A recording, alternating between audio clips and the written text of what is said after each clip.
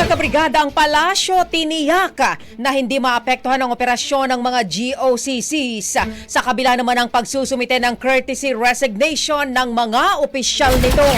Brigada Maricar Sargan, i-brigada mo. Brigada Live Report. Tiniyak ng Malacanang na mananatiling tuloy-tuloy ang operasyon ng mga government-owned and controlled corporations sa kabila ng pagsumite ng courtesy resignations ng kanilang mga opisyal. Ayon kay Executive Secretary Lucas Bersamin, wala silang inaasahang magiging negatibong epekto dahil mananatili pa rin naman sa kanilang tungkulin ang mga nagsumite ng courtesy resignation habang hinihintay ang formal na pagtatalaga ng kanilang kapalit.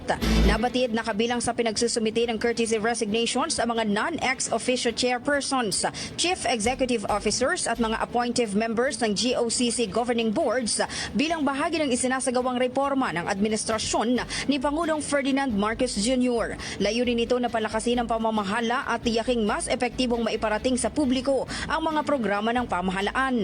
Bagaman halos lahat ng GOCC heads ay nakapagsumite na ng kanilang resignations, may ilan pa rin anyang hinihintay ang Office of the Executive Secretary. In the heart of changing lives, ako si Brigada Maricar Sargan ng 105.1 Brigada News FM Manila, The Music and News Authority. Brigada Balita Nationwide sa tanghali. Ang bahaging ito ay hatid sa atin ng Yummy-Vit ES3 Syrup. Simulang tuparin ang pangarap ng iyong anak. And stunting now,